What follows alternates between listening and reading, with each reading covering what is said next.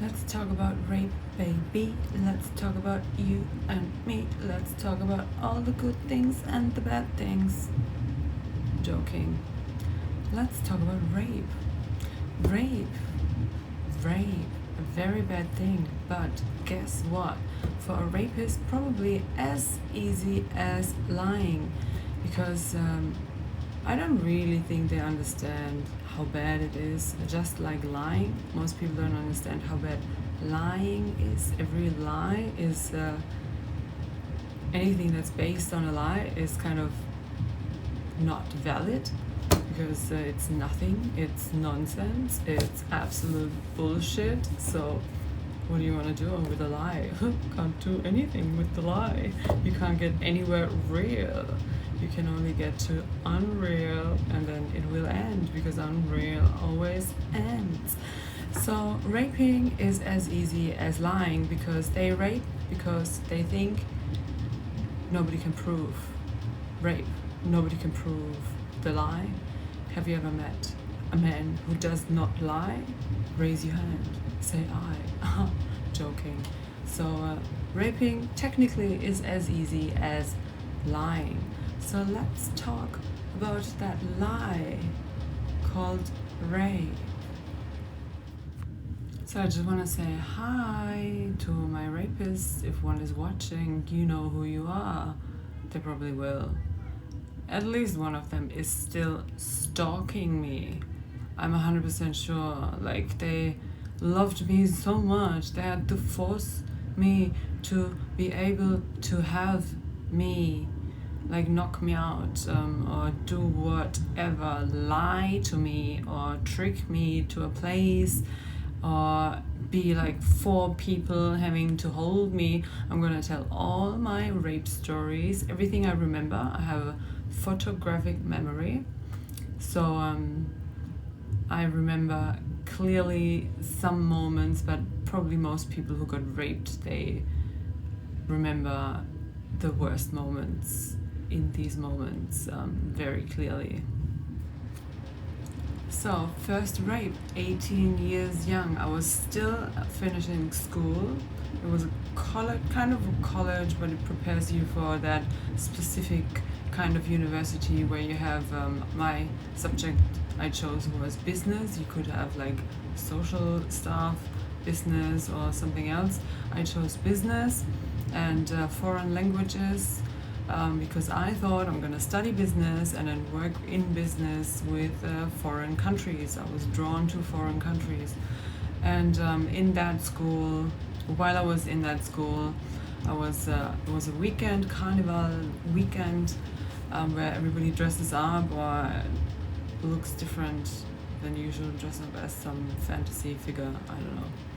And after the party, I went with a friend, a girl, and 5 guys to their little village, and I thought we all go to some place together and then party there together or sit together. I was driving, so I couldn't really party or drink, and I didn't.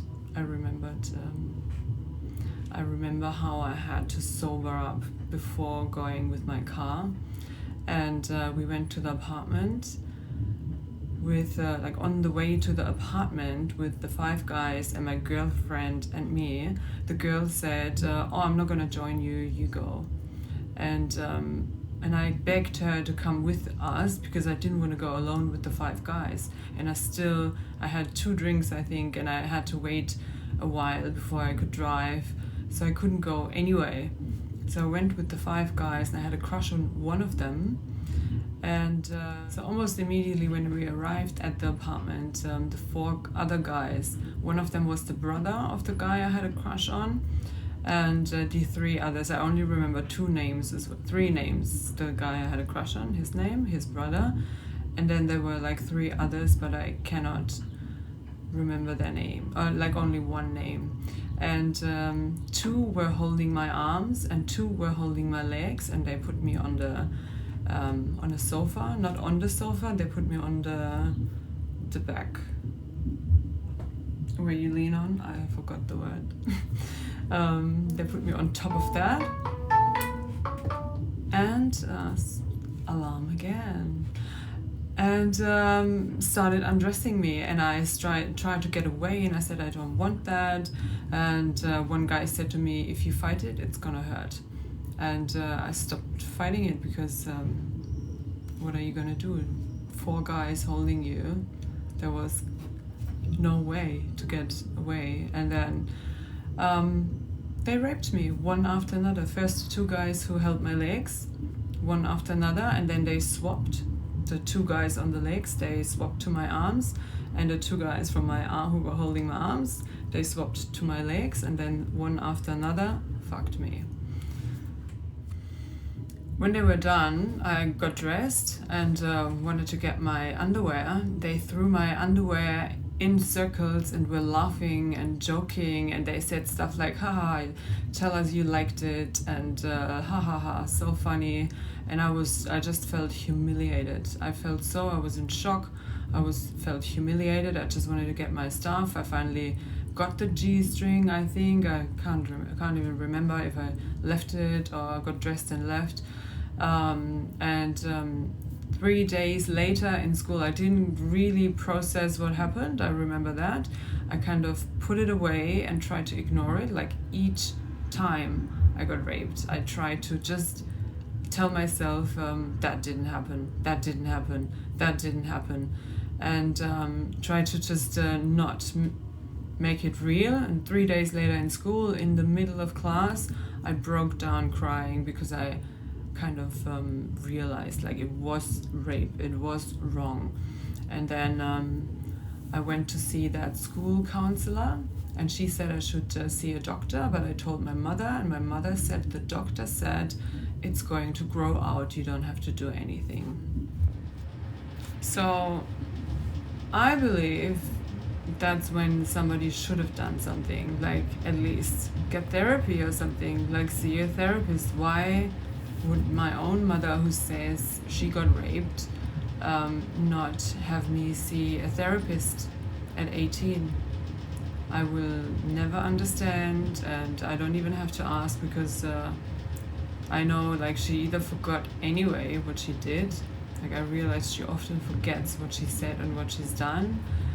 I don't know, I try to figure that out as well. Like, does she know does she know, or does she really not know? I have no idea, but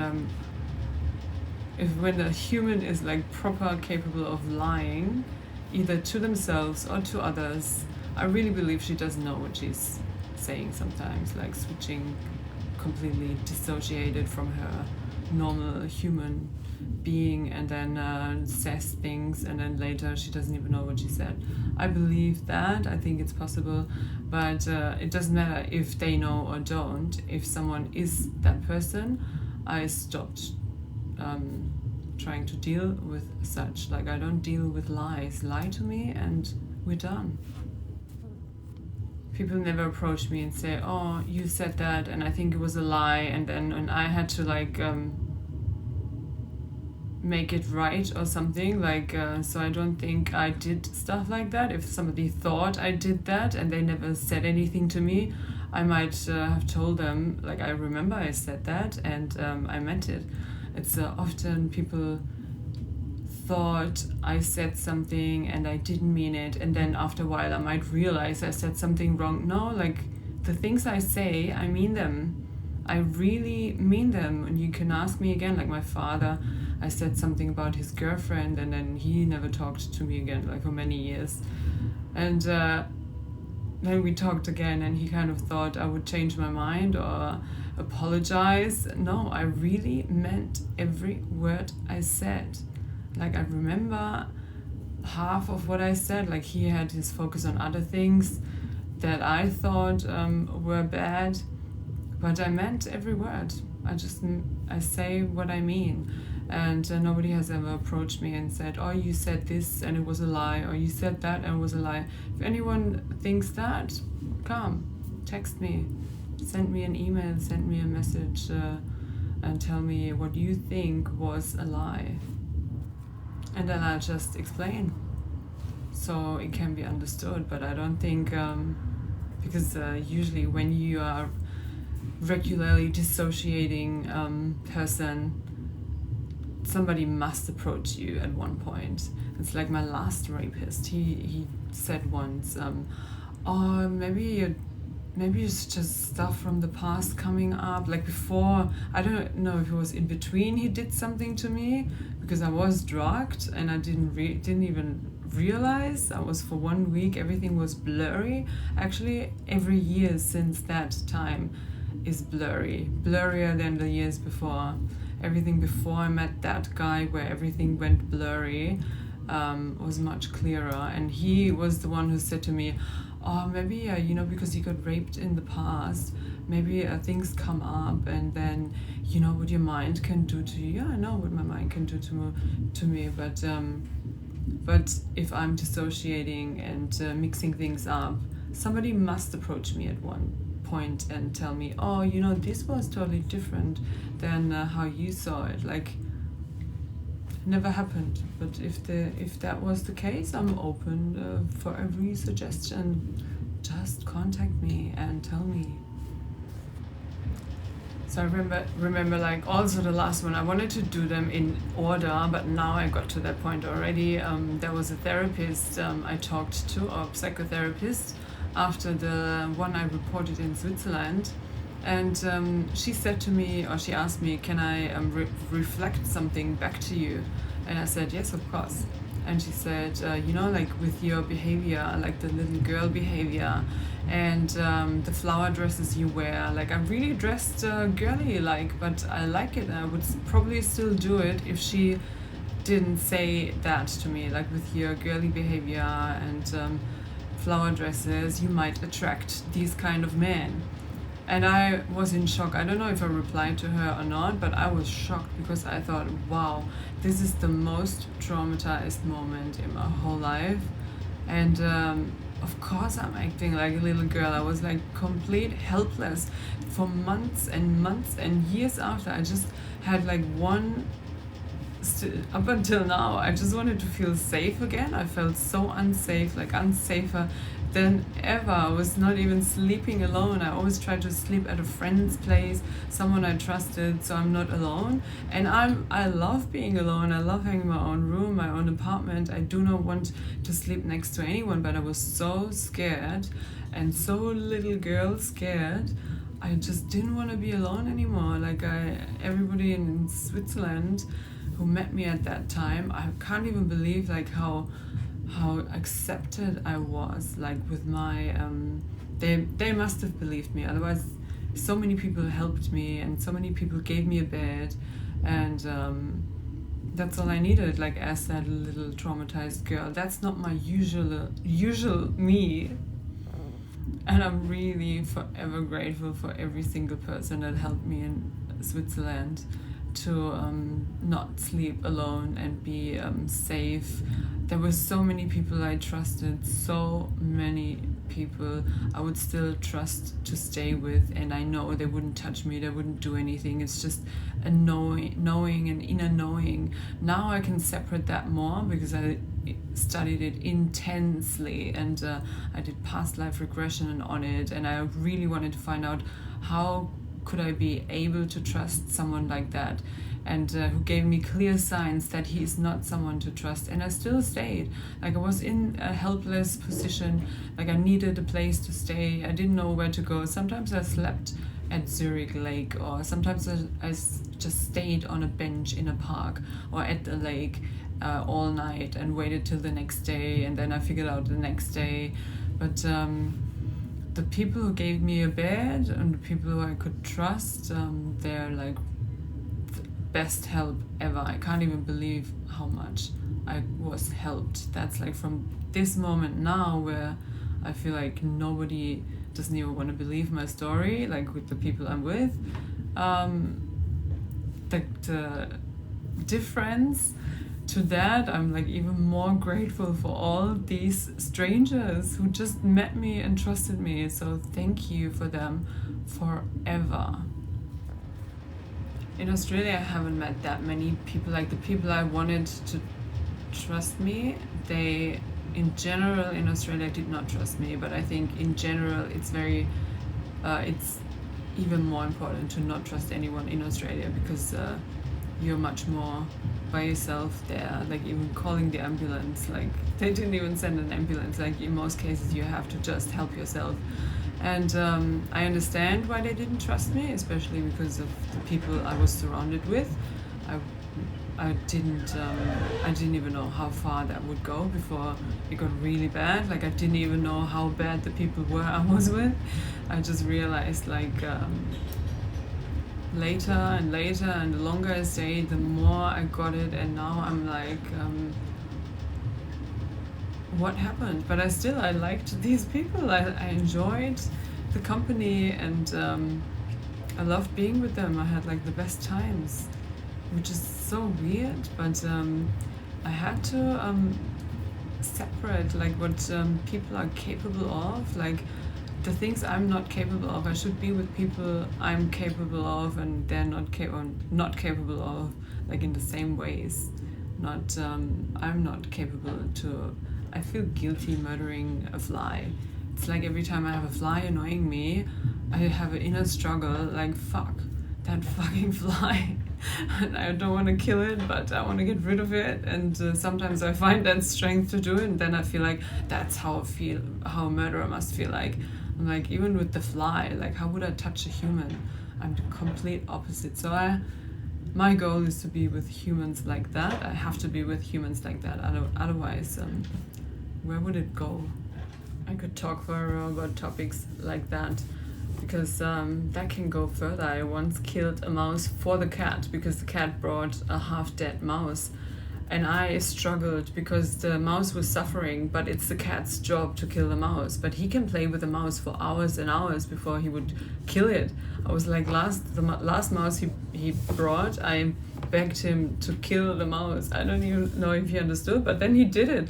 She was like suffering, and I promised to myself after the first time killing mouse for cat, I would not kill any mouse for him anymore, because it felt horrible to end that suffering mouse. And in spirituality, I believe, like, you know, like when you have your last lifetime, which I really hope is this one, you have to have every kind of human experience in one lifetime as well. And like every kind of emotion you could feel, and killing a bigger living being, feeling the soul leaving the body is like one kind of thing you could feel. So that's what I thought in that moment. Like the mouse died, and I could feel how her soul just left, and I felt awful, and I promised to myself I will never do it again. So next time Cat had to do it, and he did it. Like he did it in a much better way than me. And so yeah, I will never intervene with nature again, but watching mouse struggle is still like hard. Like, yeah. Cat's in the house now. Called Cat, Cat came. I could call Cat with my thoughts, and Cat comes. Works with cats. Works with extreme soulmates. I don't know. He's my favorite cat in the whole wide world, and I sing a love song to him regularly because I really, really, really love Cat.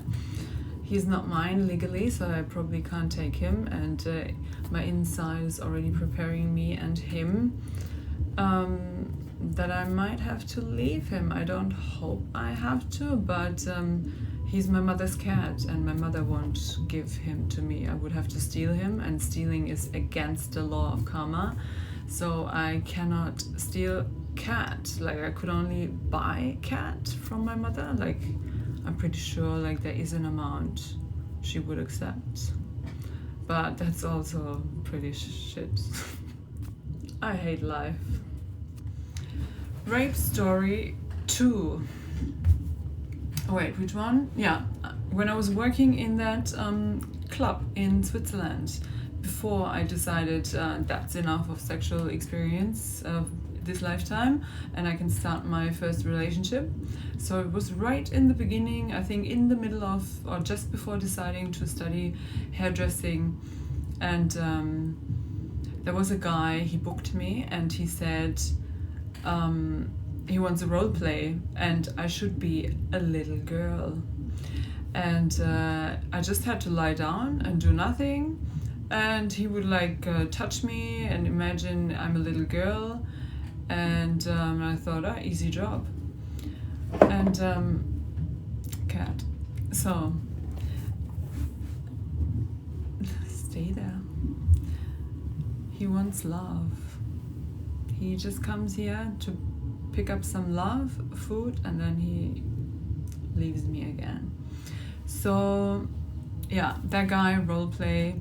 He paid, came to the room, I lay down, I put a condom next to the bed. It was a common rule to use a condom. I put the condom down on the table and I said, here's the condom. And he did not use it. I laid down, he touched me, and then in half a second, I don't know, it went so quick, he was in my ass, not even in my vagina, and came inside me. I freaked out. I completely freaked out. I was out of me. I could not believe what he did. And then I reported him. I took the cum out of my ass with a spoon, and I went to police and I reported him. And I don't think he paid for anal, but it doesn't matter because I never ever agreed to anyone to do anything without a condom. Like even oral, there were like not many places where you could do oral with a condom, and I did not agree to that. I did not want it. I never would have never said yes to it. And but the law in Switzerland says that anal rape, like when you rape a woman in her ass, it's only sexual harassment in front of the law. And because I didn't explicitly say you have to use the condom, I just put it on the table and I said, there's the condom.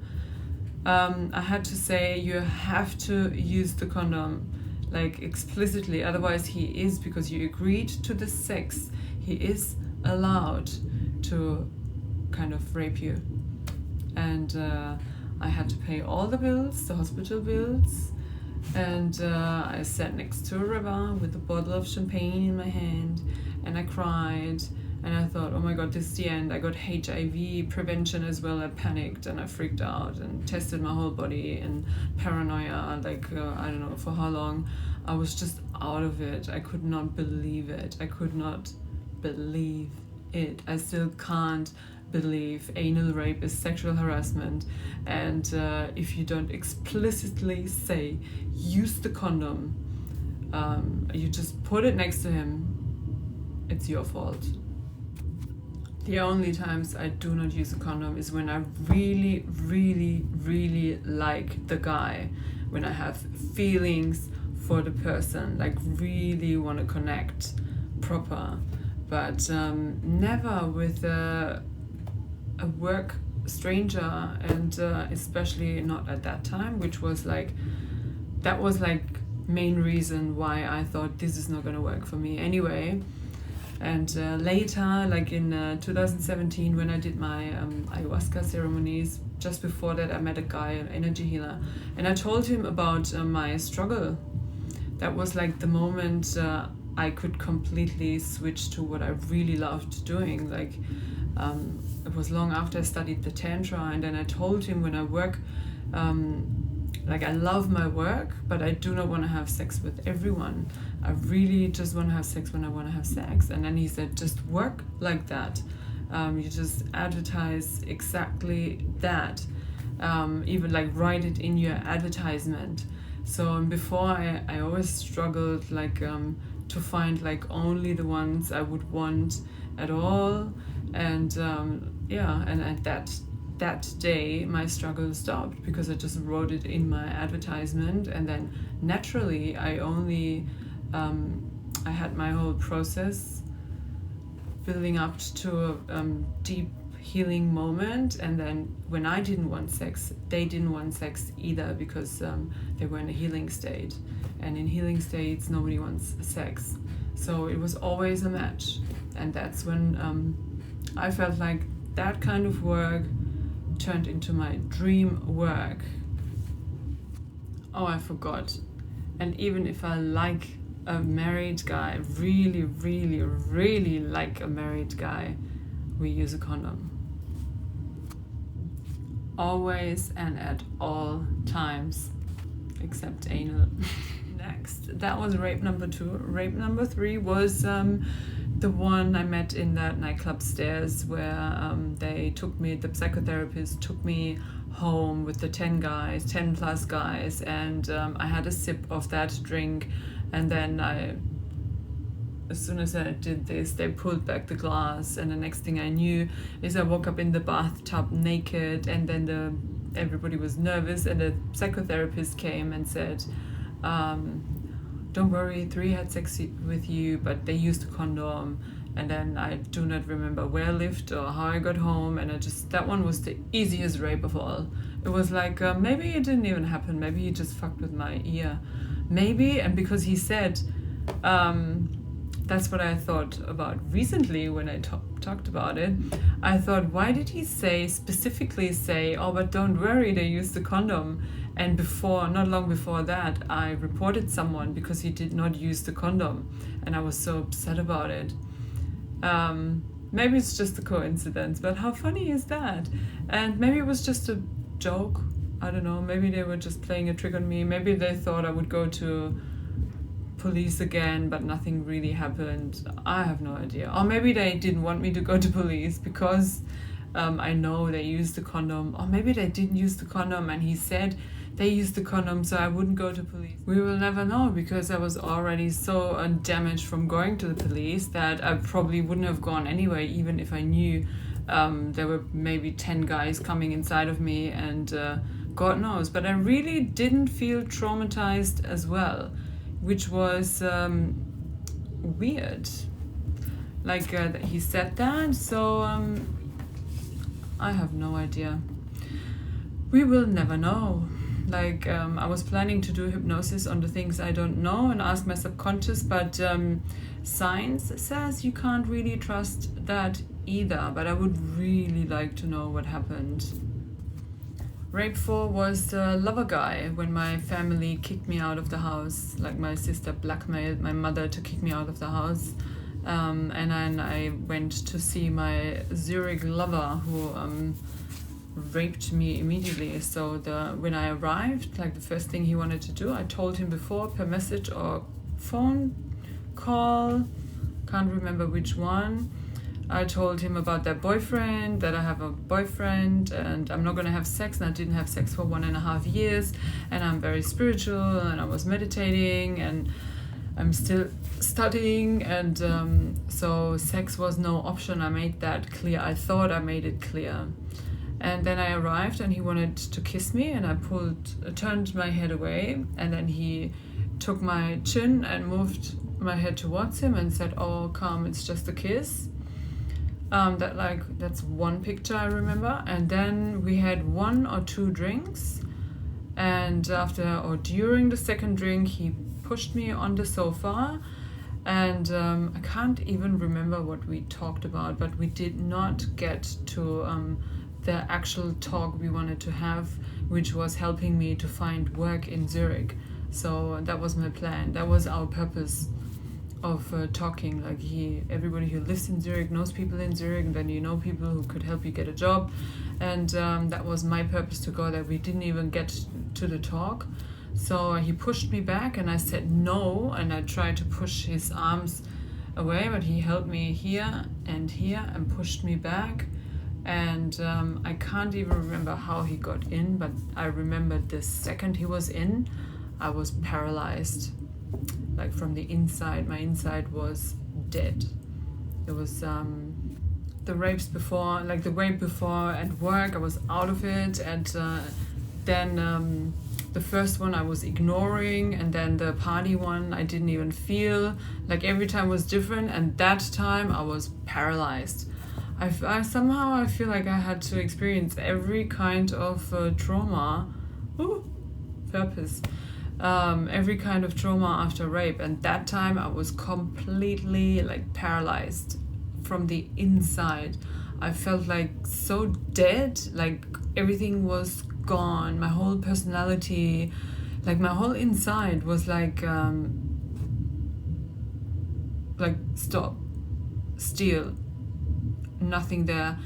And then I even played along, like, I finished him, like I did at work before, and fell asleep. I can't even remember, like I can't remember how long it went. The next day he was gone, like when I woke up he was gone, and he called me, and then he said, can you remember anything from last night? And I said no, like I could remember the start and a few things, and but then he told me his version of the story. He said to me, it was me. I was so horny and I was all over him, and I didn't want him to stop, and I couldn't get enough, and like he turned the whole story, and I was even more shocked. Like I don't even know if you could be more shocked. I was like, just what is happening? So he told me I have to leave the apartment. We never even talked about the thing I came to talk about, like find work in Zurich, and then he wanted me to leave the apartment. Of course he did. Why would I be able to stay? And I told him, I have nowhere to go, and we wanted to talk about that, but he had like business and this and that, and I have to be out of the apartment. I was just devastated. I could not. And then I went outside on the street. The next night I stayed next to a shopping center, on some table with the security guy, was next to me talking to me, and looked in the stars. I remember the stars, the picture, looking at the stars, and I was wishing for a comet coming from the sky and just kill me. That's like I was hoping. I thought, this is not possible. Like, what is happening? And I still had all my tasks, and I had to study. I came back to Germany to finish my university, and I ended up there on a table next to a shopping center, homeless, abandoned by my family, and thought maybe it was a mistake, just like the tarot cards told me, actually, and I did not listen. So, and let's just realize that at that time I lied kind of twice in fear.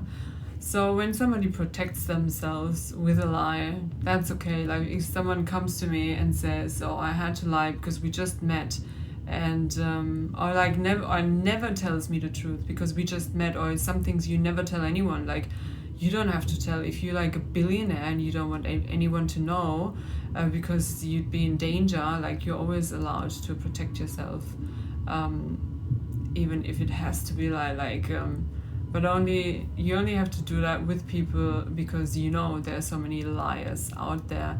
So I actually lied when I said I do not remember what happened, but only out of fear, because I was so scared. I thought, if someone is capable, like he must have planned the thing, and I know how intelligent he was, and if someone is capable of something like that, what else is someone like that capable of?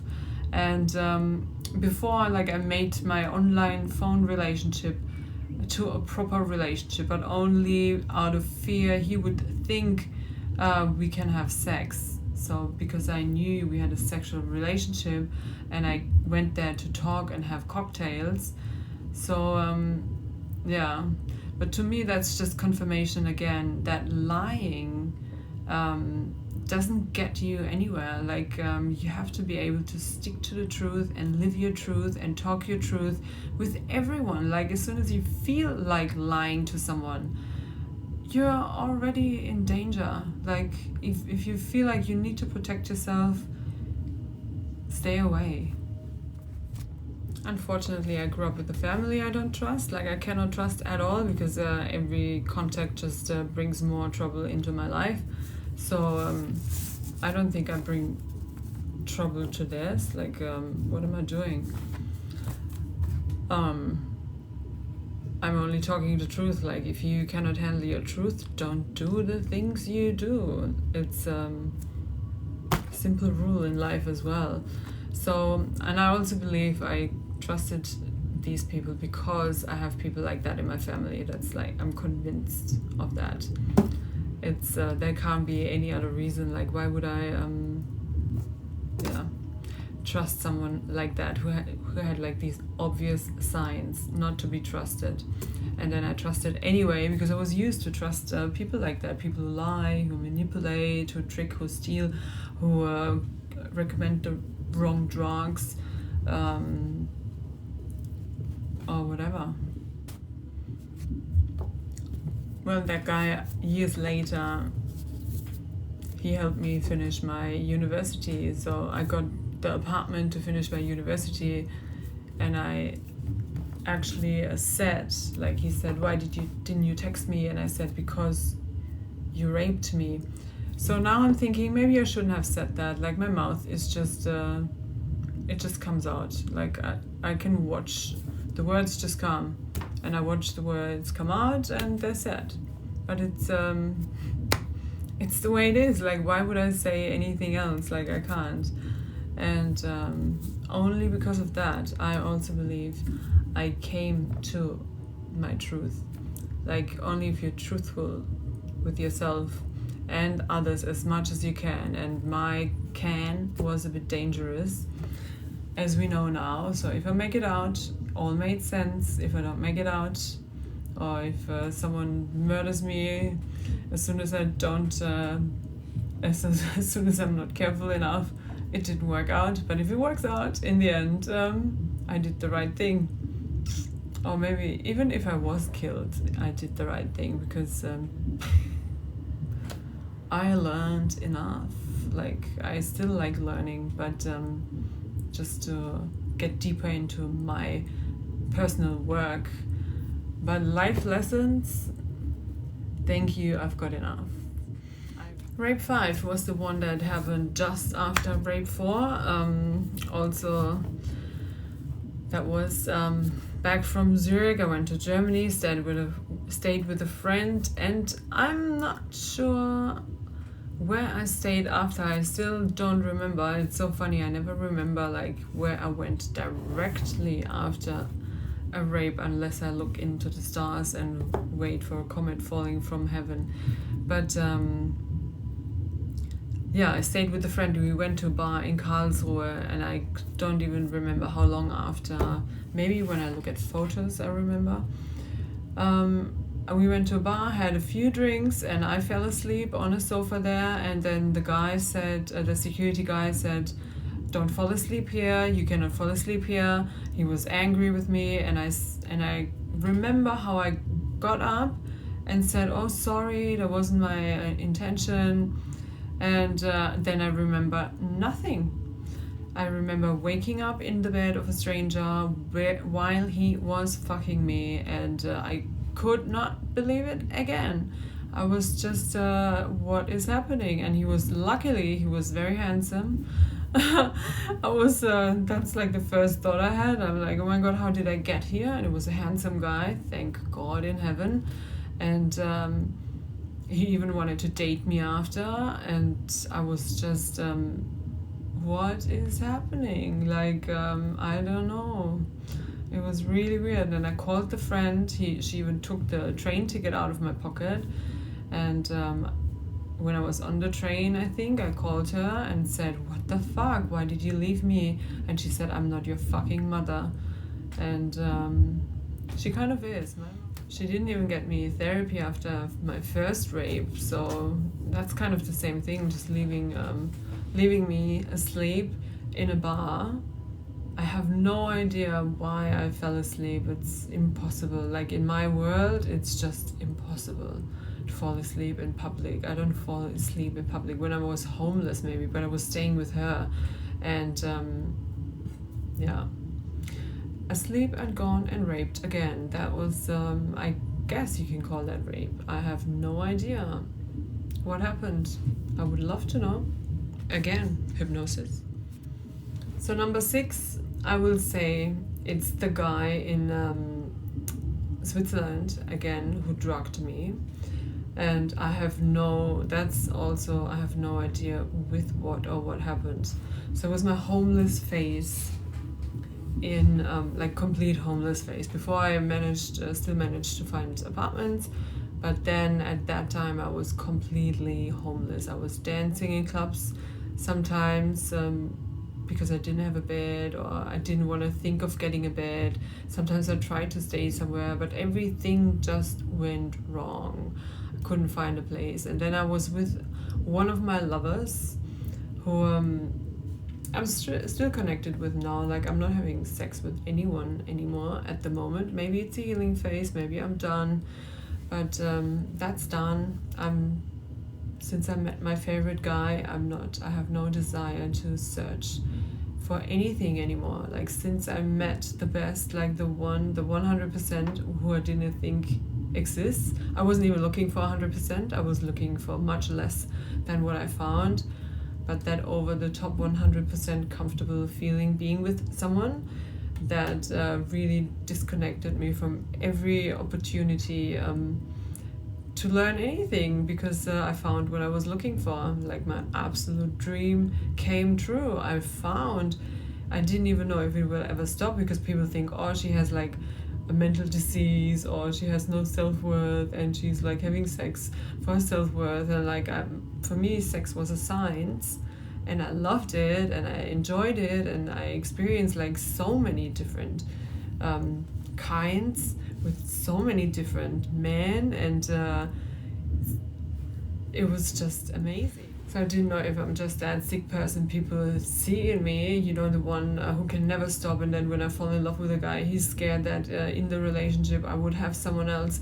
I wouldn't. Like, if I have my favorite, like if my favorite doesn't have sex with me for 3 months, and then I meet a cute 25-year-old guy in the sauna, and would really like him because my man doesn't want sex with me, and I might have an interest, I would go home to my husband and say, hey, so if you don't want to have sex with me, I might have an option to have sex with a 25-year-old cute guy in the sauna. Like, that would be me. But if I can have my favorite energetic match, why would I choose anyone else? Like, of course you can only be like that when you know that's your favorite. So if you meet your favorite along the way, but you don't know because you only had like 10 people you had sex with, you might need another 5,000 to know that one was actually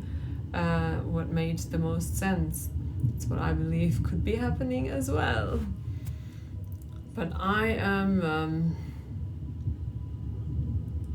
know I had enough. Like, I had enough at 25, and everything on top of that was just like deeper and deeper and deeper. So deep, I found something I would not dare to dream of as any human being on the planet.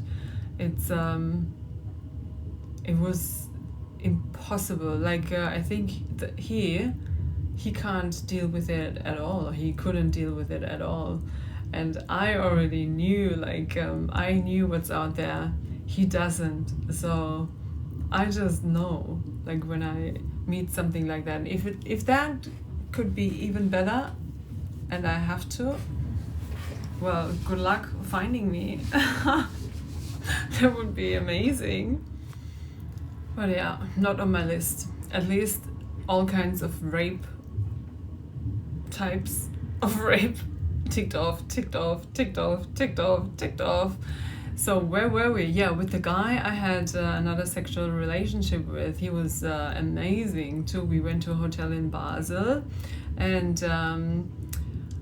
he was acting weird. Like, I don't know, something happened, I don't know. But we had an argument, and I don't want to sleep next to someone who I have an argument with. So I left. I don't know if he made me leave or I left. Can't remember. He probably... Yeah, there was some problem. I can't even remember what the problem was. And then I was there in Basel with my luggage and didn't know where to go. And then I had that number of the guy. Oh God, I didn't tell the story from the start, because why did I have that number? I stayed in a hostel in Basel sometimes, which I really liked as well. It had the girls' dorm where there were only girls, and I liked the price, I liked the area, I liked the people, and I actually would have finished my bachelor thesis in the hostel, but they kept being booked out. So, but outside of the hostel, I kept bumping into that guy who gave me his number. I even told him, I like only champagne. He said, let's go for drinks. And I said, I only drink champagne, white wine, or I don't know what it was at that time, but I think champagne was one of it. So he said, oh, come to my place and we drink champagne and da-da-da. And I never contacted him, but then when that guy kicked me out, I think he kicked me out. Yeah, he kicked me out. And I went to that place. So now I don't even know if that was the first time or the second time. As I said, these times just blurred. So blurry. It's really so blurry. And what the fuck happened? The first time, I know I went twice, and I don't even know if that was the time when the guy kicked me out the second time or the first time. But I went once in April, which I totally, even when police asked me later, I forgot about the first time. I went there for 3 days, I think, and I felt extremely tired, and then left because I felt, no, something's wrong. I don't know, I'm so tired. He's like, I thought he was draining my energy. And then I even told a friend about it, and I left, and I had no intention to come back. So I think the second time was when the guy kicked me out of the hotel room in Basel, and then I didn't know where to stay. And contacted him, went there, and then I stayed a week, and the whole week I felt so tired. And then I realized, both times, I was not there, and then I was there, and all of a sudden I feel extremely tired, and I felt like I was falling asleep in between during the day, and he slept during the day sometimes, and everything. He offered me food, so always food in very short amounts of time, next food, offered sweets, offered drinks, offered this, offered that. He sent me shopping. I went shopping, and he said, buy what you want. And I went there, but I was extremely tired. And he told me that when I started questioning my feelings, and he said, yeah, maybe trauma is coming up. I told him about some traumatic stuff. To me, it's just talking about, oh, yesterday was a shit day, or in 2020 something, I got raped. To me, it's I make it the same thing, make that normal. Why can't people talk about it? You have to be able to talk about it, otherwise, as I said, karma cannot do its work.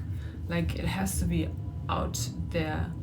If you keep it in your head, it's in there, but you have to let it out so it can be released. And that's my opinion on the matter, because I realized the change, how I felt stronger and stronger after talking. The more I talked about it and the more I wrote about it, the stronger I felt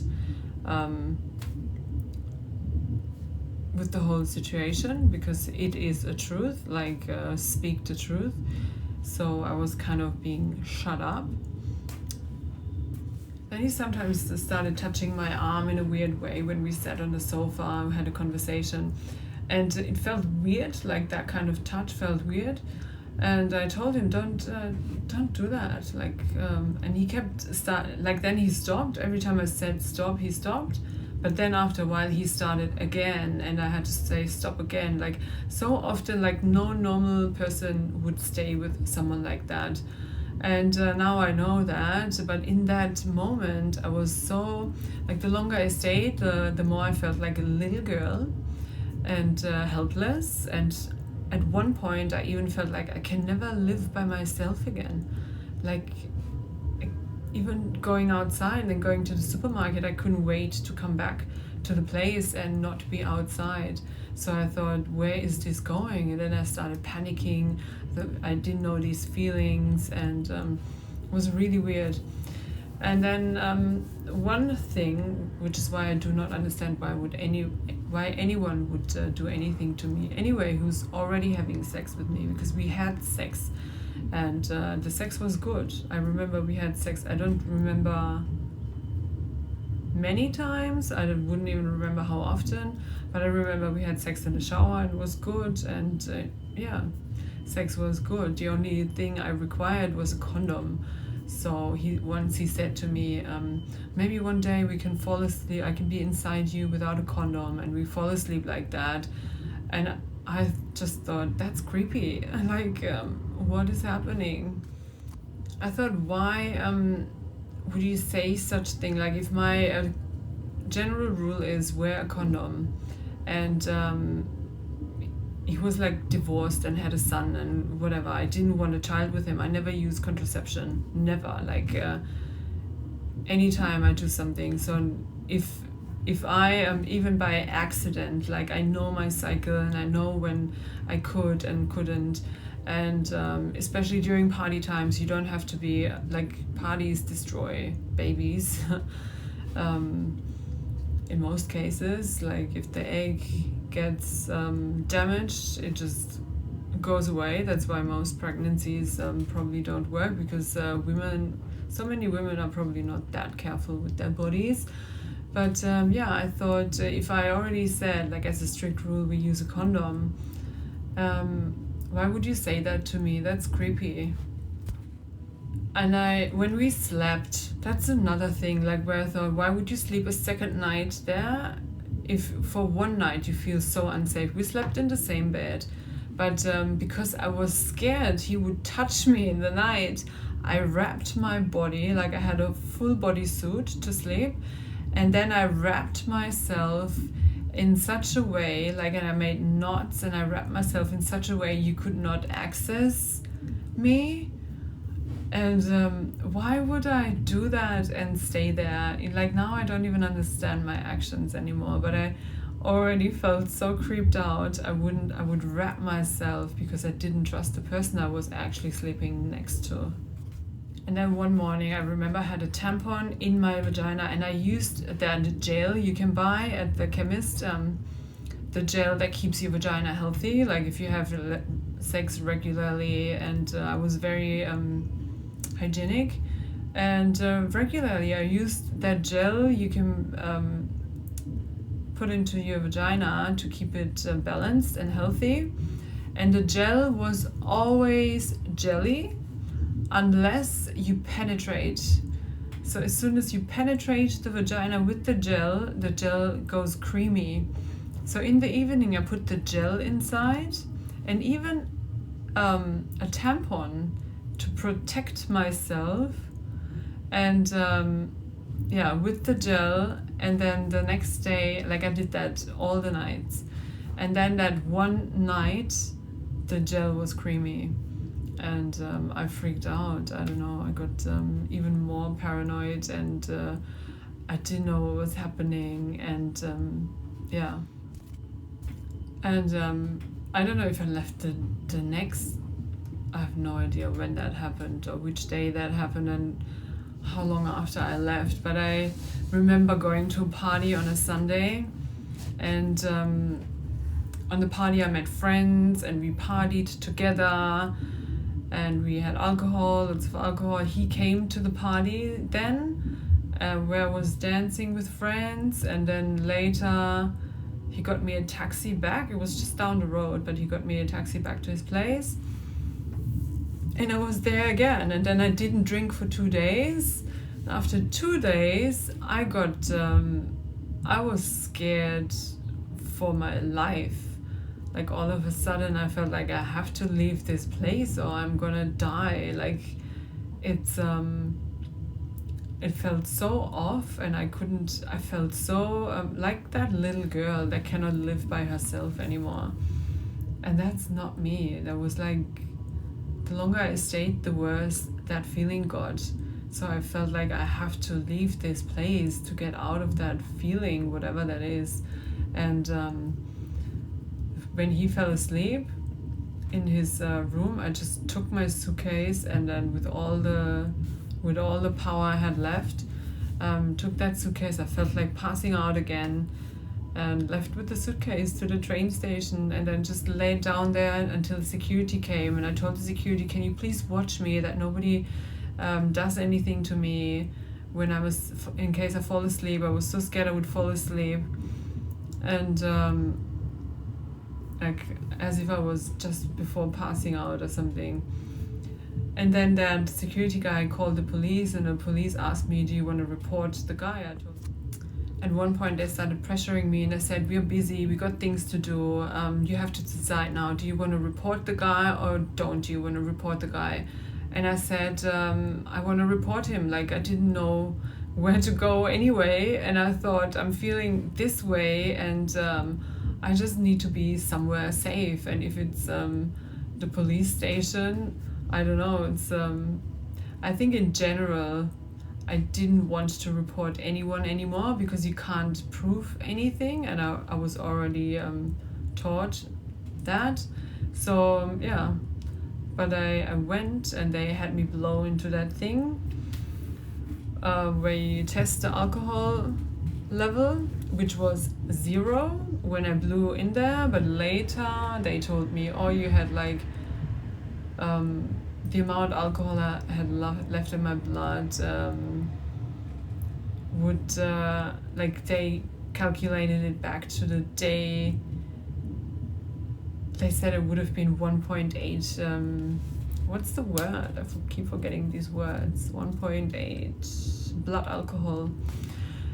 And that was impossible. I said, it's absolutely impossible. And then later they said, oh, the blood tests got switched up, and I don't know.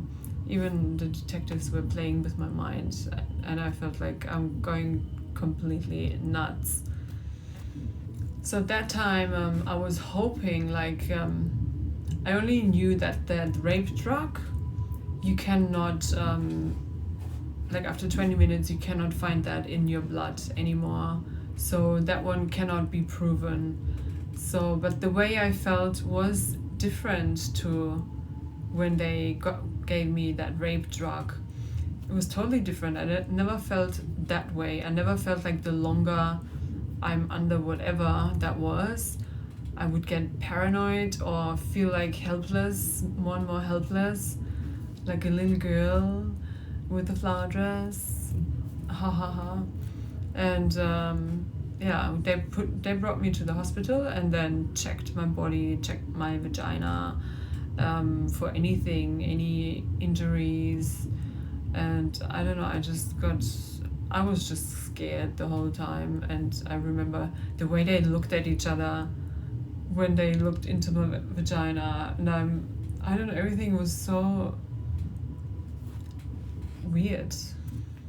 And then from the hospital I went to the police station, where they questioned me, I think, and then they wanted my phone. I didn't want to give them my phone, and the police said, if you don't give us the phone, we're gonna take it anyway, and you get it back in 2 days.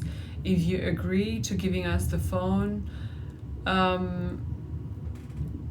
you get it back in 4 hours or something, or a couple of hours. I don't know how many hours that was. And yeah, they questioned me, which took forever, I think. And then I waited outside with my suitcase. I slept on a bench, my suitcase next to me. I was so tired. I slept on a bench, but I felt kind of safe because it was in front of the police station, and I knew nothing can happen to me. Like, it's actually sleeping in front of a police station. Why not? Yeah, and then I got my phone back, and I got a lawyer, and I do not remember much, but I talked to the lawyer, and I think there was, in any case, there's never much hope for anything. She told me like 98% of the rapists don't get sentenced anyway.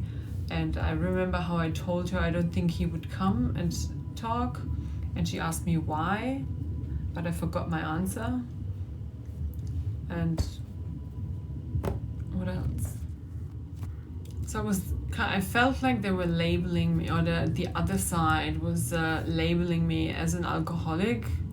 That's what it felt like, because they wanted me these 1.8 blood alcohol, which were impossible, and then swapping the blood test. They asked me if I would do a blood test, and they tested my blood, and it took very long. They said they analyzed it like properly, like everything in the blood, what's in there. And I was sure there must have been something there that I didn't put in there. So I remember that now. So I told them what I put in there, which was a mistake, because in Germany it's legal to consume certain things, but in Switzerland it's not. And I thought it's the same thing, I think. And I told them what I took, so they know that's the only thing I took. There can't be anything else in my system, or anything you wouldn't mix with that. Anything you could mix with that could be in there as well, of course, but they know what could be in there, because everything in Switzerland is kind of tested. So yeah, and that's why I said that. And then I got reported for that because I kind of reported myself.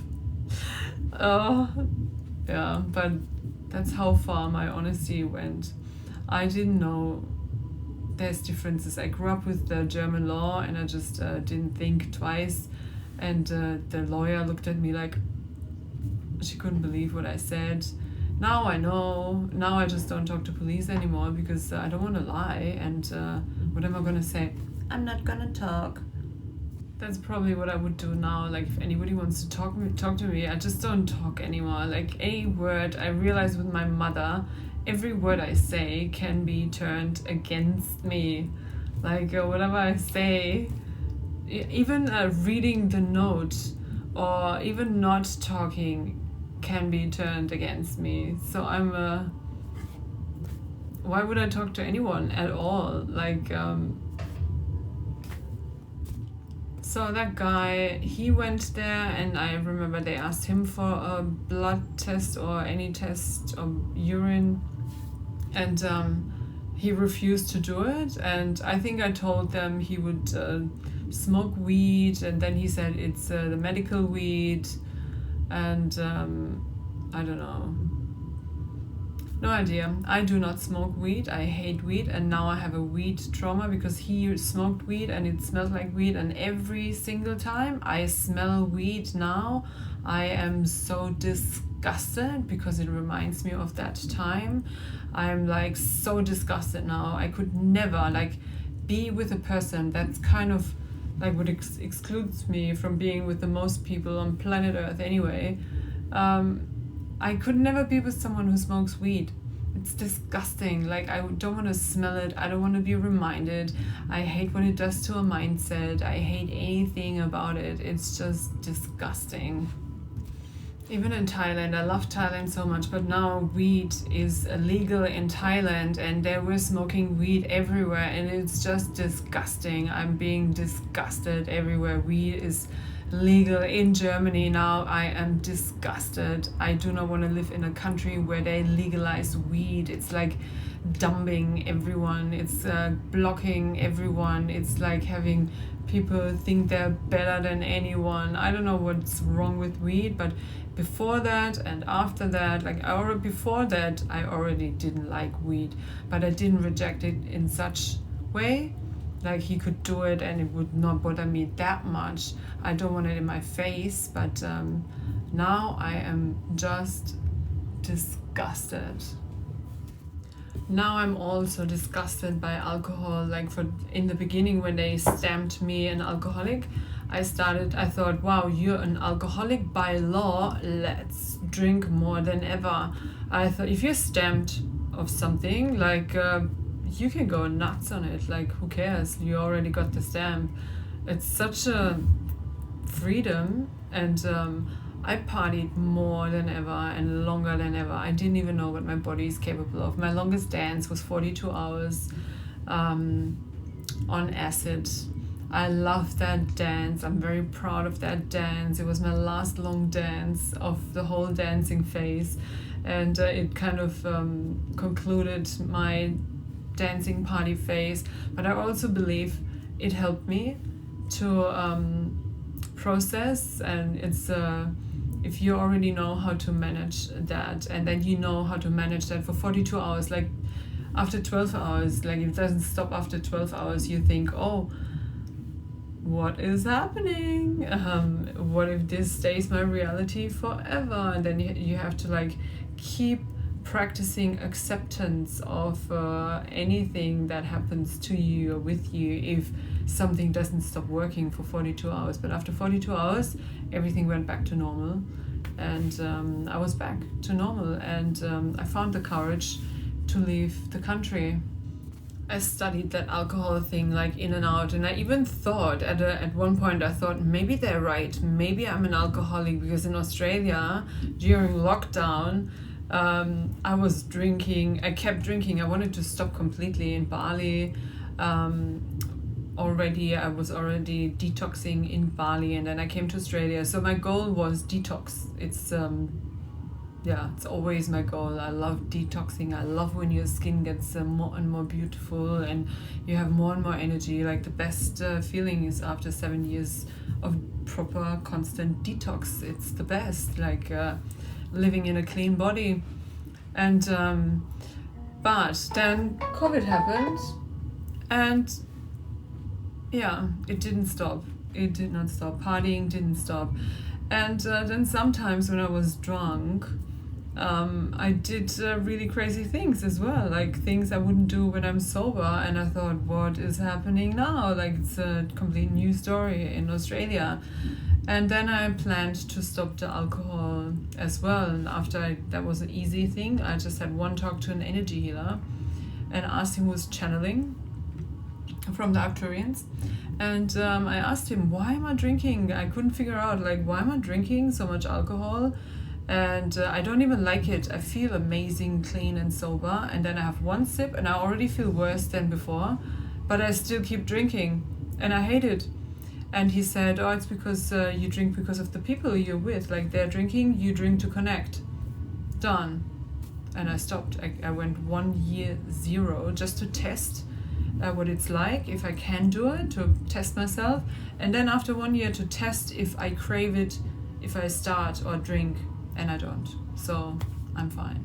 I'm not an alcoholic, especially since I can see and feel and sense the energies around a body you can attract when you damage your aura with the alcohol. Like every sip of alcohol is poison.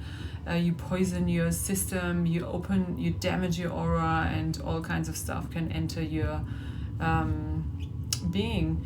So, and when you are able to see these beings or these entities or spirits or trolls or demons, whatever can be attached or damages to an aura, which I'm now able to see, you start rejecting poison naturally.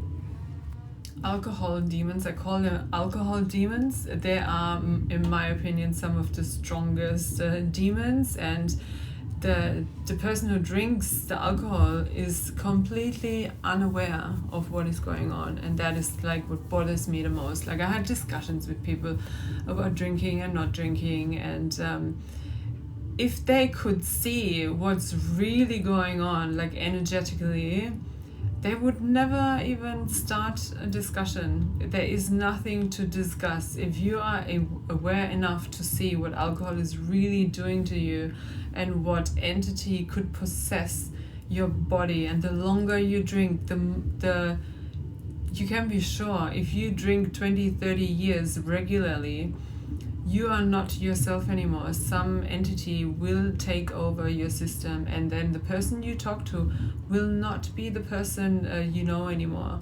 It's completely gone. Like it's with any kind of drug. It's exactly that way. That's how I see it. Like they possess your body, and then at one point the possession is so strong the person cannot even access their own being anymore. When they reach the point, they have to take the drug or drink the drink until they die, because they will never ever get through to themselves anymore. And that's also one of my passions. Detox. Same with narcissism. Narcissism takes over a being completely, and they have no access to their own inner self anymore. It's the exact same thing. When that point is reached, there is no coming back. Like that diagnosed narcissism is complete disconnection from the true self. That's why I always say, like, if you meet someone who is that disconnected, there is no way to make any relationship function in any way. I would not even start trying to deal with these people. Some people think because they're all in the system, you have to learn to deal with them. I will not. Like, anybody can, good luck, enjoy, or have a drink to not feel the damage they cause to your energetic being. But I'm not going to join that game. I'm not going to be near people who are so disconnected, no healing can reach them. You cannot, even Reiki or whatever, I don't even know if shamanism could break them open. It's complete possession is complete possession. So, and how do you recognize these beings, these possessed ones, like completely possessed ones? It's usually like people who humiliate another human. No human who has a connection to their self, which is love, would humiliate another human, like to humiliate the human. Like, I often, when somebody throws shit at me, I throw the shit back. That's not coming from me, from my intention, doing something to that human. I just throw back what was thrown to me. And but if somebody has a deep desire to humiliate or degrade other beings, which is kind of taking their energy and then fill themselves up, that is the kind of possession or alcohol demon. When people drink alcohol, they often turn into these kind of people, and then ha ha ha ha. Things are more things than usually are funny, and then the longer they're in it, the more these things are so funny, ha ha ha ha.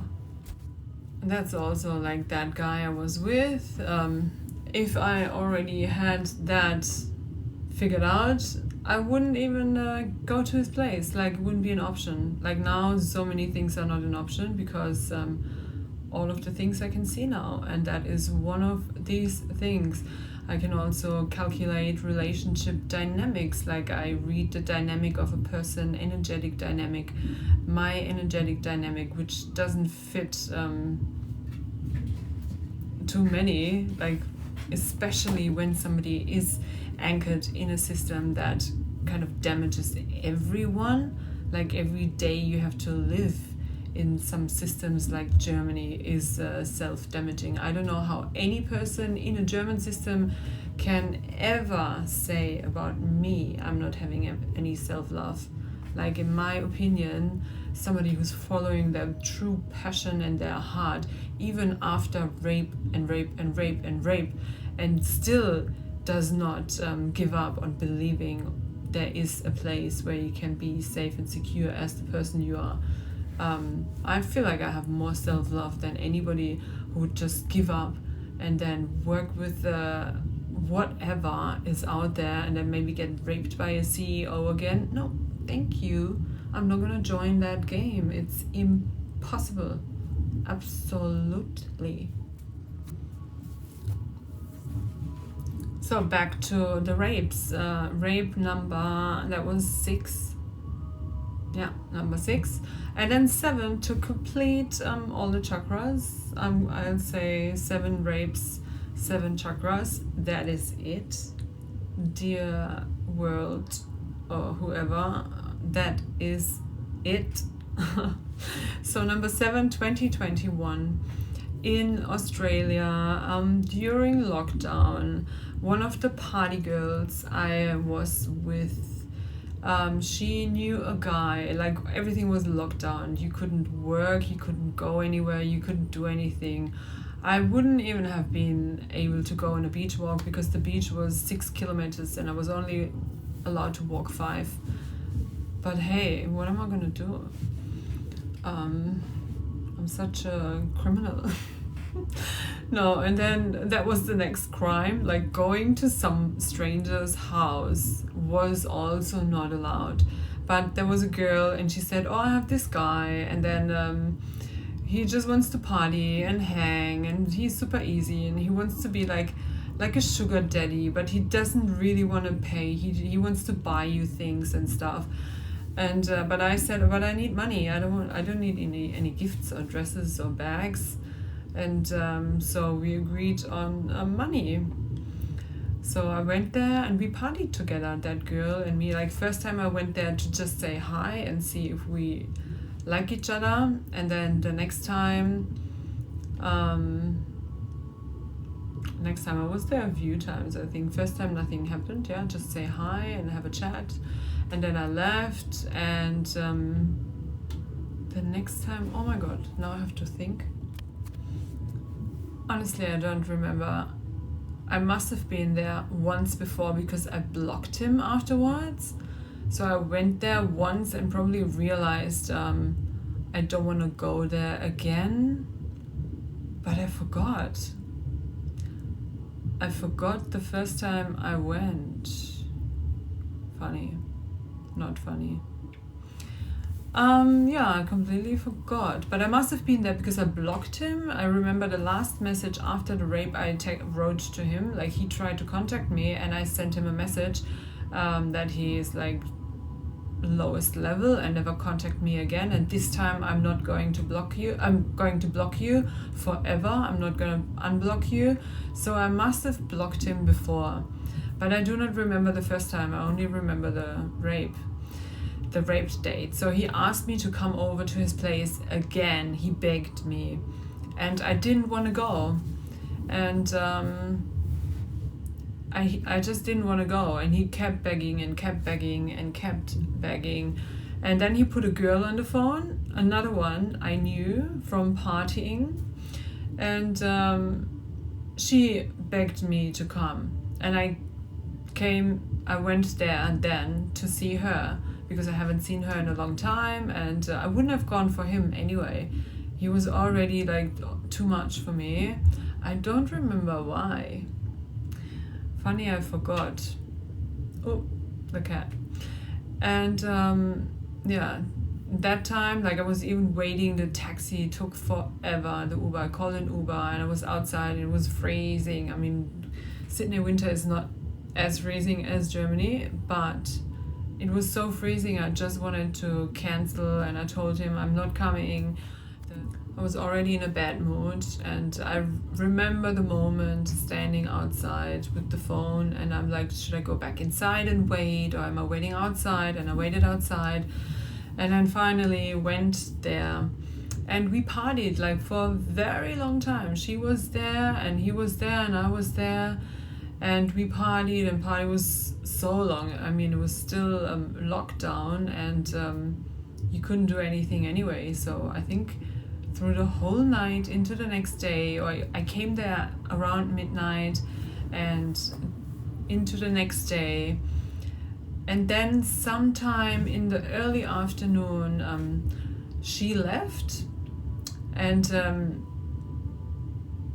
yeah, not long after that, I had a little bit of tequila. And the next thing I remember is waking up while I was on top of him. So he was not on top of me or did anything. He had me on top of him. And I kept falling to the side, like passing out again. And then he pushed me back up. And I remember his happy, smiling pig face looking at me for, I forgot the part before where he begged me to have sex without a condom with him. And I wouldn't do it. And I would have never done it. Never. and no option. Like if it's no option, we're not in love, I didn't want to see him, was no option, absolutely no option. And then I woke up on top of him and he was inside me without a condom. I was so numb, probably. I did not, like in these moments you don't feel much, but I felt so I felt bad because I fell in love with that guy, my perfect energetic match, whose birthday is on the same day than that rapist's birthday. And I just couldn't believe it. I even sent him a message, the guy I was in love with, or am forever will, because when I love someone, I love them forever, just so you know. Everyone I said I love you too, I still love you forever. So the guy slept, that pig rapist slept, and I texted, I had a shower and sat on the sofa and I felt like clean again, and then I texted the guy I loved and I said, oh my god, I've done something I've done something really stupid, which meant going there was so dumb and stupid. Like why would you go there? And in that moment again, I didn't want to accept it's rape. I did not want to accept it. I tried to tell myself it's not rape, that didn't happen. You just, I don't know what you try to tell yourself to not make it as bad as it actually was. So yeah, I sent that message, but the next day I asked him, why are you not replying? And then I got a really angry message, like, you text me in the middle of the night and I've got work to do, and that's I don't know, like, you don't do that. And I was like, oh my god, I'm so sorry I did that, and bye. And thought, okay, let's just not go on with that one. So then I stood next to that guy, to the pig rapist, and it's bad I say pig, but that's what I thought in that moment. I stood there, looked at him, and I haven't realized rape, but my thought was to go to the kitchen, get a knife, and stab him while he's sleeping. And I remember thinking, how courageous of him to do something so mean and then just fall asleep. Like, is he not scared? Like, how safe can you feel? It's unbelievable. And all of a sudden there was, like, from the kitchen corner, there was a black cloud coming. So now I know I can see energy, but in the moment I thought about murder. A black cloud approached me and came all over me, and I started vomiting for 7 hours or something. Like, I couldn't stop vomiting, I think from midnight to in the morning. And in the morning I felt like I was dying, and went to emergency. I really felt like I was dying. I didn't know what was wrong with me.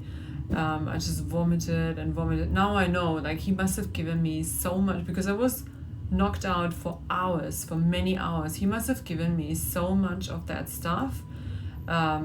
I probably was close to dying, I don't know, but I was gone for many hours, and went to emergency. And I told them I drank. I didn't, because I didn't realize there must have been something in that tequila.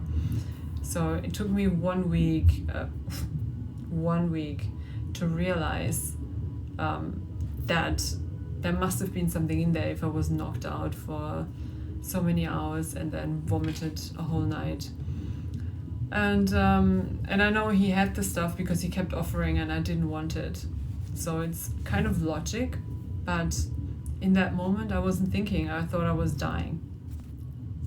So at the hospital, emergency, St. Vincent's Hospital, I sat there and they started, like, taking my vitals, and I saw the police and I panicked, like, my inside panicked. I thought, I do not want to get in touch with the police. Oh my god, it's locked down. I went to a place, I wasn't allowed to go there, and we took something, and which keeps you awake. That's another reason why I would not why I know it's impossible I fell asleep. I do not fall asleep. Everybody who knows me knows I do not fall asleep. And ever. Like only if I want to, but not in the middle of a party. Impossible. It's not happening. I do not sleep while partying. And yeah, they said to me I had huge bruises on my legs. That's another thing I forgot to say. I couldn't walk properly. I can't even remember if it was the left or the right leg. I think it was the right leg.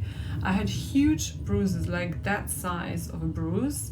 2 of them, one on the foot, maybe this, and then on my leg, my inner knee, huge ones. So I think he must have hit the same spot many times to get like that size of a bruise, like on the foot and then one on the leg.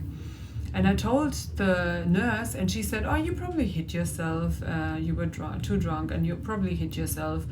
And then I thought, no, something is so wrong. And I just took off the stuff and left. I thought, no, there's something is not right here. How can you treat someone who might have been freshly raped? Like, I didn't realize in that moment. If I had known or I had realized before, I was so that was not, I just tried to ignore that part. I just felt like I was dying. I was focused on the feeling I was dying. But it was impossible to me that nurse thought I hit myself with these kind of bruises. That's impossible. You have like smaller bruises, like you had hit yourself in smaller places. But what could possibly hit me, and I don't even remember in such way I got such huge bruises. So it didn't make sense to me at all. Again, when something doesn't make sense, you have to leave the scene. Like, I wish I had known before, like I had done that before at the place, but I didn't. So I left, and then I suffered in my place. I suffered, and I felt like, oh my God, hours and hours. It's just hours. You just have to survive. It's just hours. It's gonna be better. And that's what I believe learned on acid. Like 42 hours acid, they help you to get over everything that hits you. Like, I think I can survive any kind of reality now. I'm like prepared for anything, like whatever is coming, like do whatever you want. I'm just gonna sit and wait and sit and wait and sit and wait. And I can suffer through anything, and I'm just gonna wait until it's over, because I haven't done anything to anyone. Nobody can blame me for anything. Like, anything that I have done is not half as bad as what was done to me. And if what was done to me was punished, I wouldn't even have my problems. Like, my problems would be gone in a second, because the first rape would have covered everything. So yeah, I'm not, I can just wait, because what do you want to do? Like, fight my truth?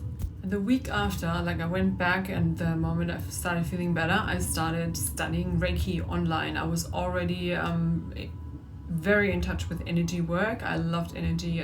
I kept reading about energy, working with energy, thinking about energy, analyzing everything. And I never stopped. So, and then I started studying Reiki online, and I started practicing. The first thing I had to do was be able to walk properly again without pain. I couldn't walk. I was humping for about a month because of the bruises, my leg. I couldn't even walk properly. I can't even believe at emergency they would say something like that to me. It's impossible. Like, the way they treat you, it's like one of the worst things that can happen to a human happens, and you go to a doctor and you go to a hospital, and they're not helping. Like, what does anybody want from me? Like, I feel nobody could, impossible.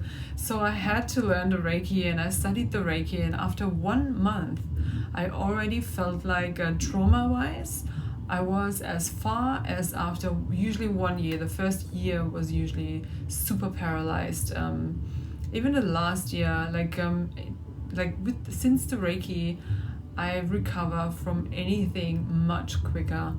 Even when it gets worse and worse and worse, I recover much quicker and I can handle everything. And the Reiki became my passion. I realized how good I am, and then even more things opened up. And I said to Spirit, now you can show me everything. Like I can handle everything. Show me the demons, show me whatever, just show me. I want to see it with my eyes. Like I was done with reality. Or I was so if you meet someone like that and you were that close to dying, like you felt that close to dying, I felt like I can handle everything now. Like now I'm able to see spirits, and I opened up that channel. I said, show me, I want to see. And then I started seeing all the energies, and that became my next new passion. Like you can, out of everything that happened, I found some new ways to enjoy life no matter what. So I have a new passion. It's passion is unbreakable. Like what do you want to do? I could, as long as I have my senses, I can be passionate. In that apartment in Rose Bay later, it was in 2023, I think, I saw 3 demons in my room. Like that was like the clearest picture. I had a sleep paralysis, and they were the clearest demons I've ever seen. Like I kind of woke up during sleep paralysis, and I saw one demon in the corner to the right. I couldn't move my head, so I could only see to the left of my room. There was one on my right, breathing into my ear, like really disgusting, like and then the cat the cat woke up from the demon sound. So sorry, I didn't want to call the demon in, but they're nice. I started talking to the demons, and then I realized, oh my god, they're nice beings. They're not even assholes. So one demon, rape demon, hanging in the corner, and then one to the left, one that looks like a demon, how you would imagine a demon, and then I think 1 or 2 breathing into my ear, like disgusting. And I asked them, what do you want? All they want is love. But I wanted, I understood that thing now. So in therapy, they do the same thing, like love the narcissist, love the psychopath. Like everybody just wants love, and love solves everything, and love is an energy, and ding, ding, ding. And it's true. Like all they want is love. I'm still not gonna love the narcissist, but I'm not gonna love the narcissist or anyone where there is no hope for any future. Like if I tested it, like I can love everyone. I can love the psychopath, I can love the sociopath, I can love everyone. I know that, I've done that. I lived the one love philosophy. I lived it like so intensely with my tantric experiences. I knew I can turn every asshole into an angel. They come to me in asshole state and they leave totally softened. I could even do that with a narcissist. But if the other person wants to hurt you, like even if you love them and you're too close to them, they will still hurt you. So I will just stay away, like be in a room with them and nobody's watching and no camera for proof. I'm not gonna do that anymore. Like, and I have a right to do so. Like, love them from far away. But yeah, that was the thing. Like, the demons wanted love. So I talked to the demons in that room, and they wanted love, and I told them I can give you the love, and I Reiki'd them, and but go away, like please leave me alone. I do not want to attract anything like it anymore. And then they left and they never came back. Like I have never seen them, felt them, heard them again. I saged the whole house, and done.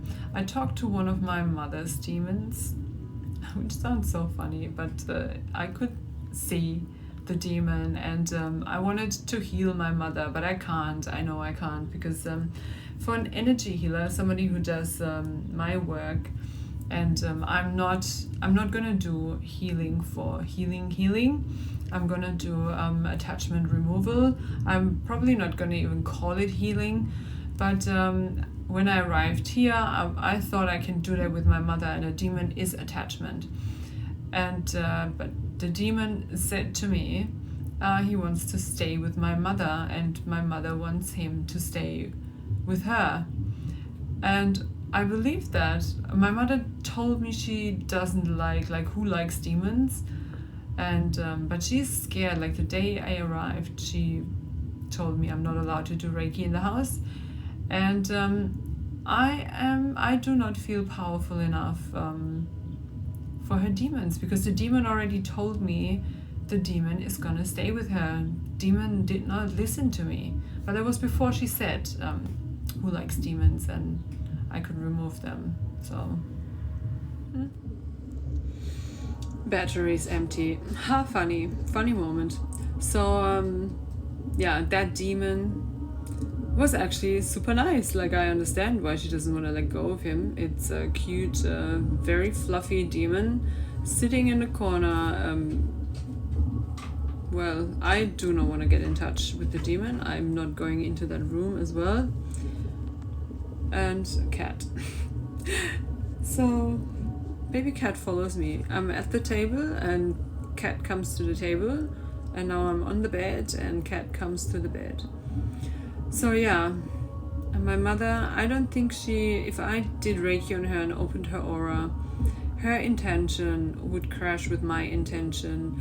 I feel like every contact with my mother, she would just try to take my energy. And when I work, I'm not working with my energy anyway. It's universal life force energy. But I would be too scared, of her taking anything from me again, because she has taken last year when I needed so much time to recover. She would not support my recovery. She would block it even more, like telling me I'm not allowed to do my Reiki in her house. And then whatever I said, she kind of blocked, tried to block my whole real me again. I just went more and more on a distance again.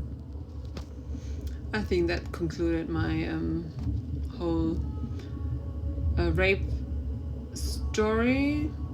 That was rape 1 to 7. 7 brought me to Reiki, my absolute passion. So yeah, what do I want to say? When you talk about regret, or when people ask you to what point would you go back to in your life? Well, this is what I wanted to find. So why would I go anywhere? The other thing, with the banking trauma happened, and now I'm terrified of anything that has to do with banking. But it's also because I was so trusting with money and everything. It taught me to be even more careful with all money kind of stuff. You can't even trust the bank. I had to learn to not trust the bank. So that one was kind of good as well. Everything that happened that really traumatized me was good in the end. I just wonder when it is enough, and I hope it is enough already. I hope this is it.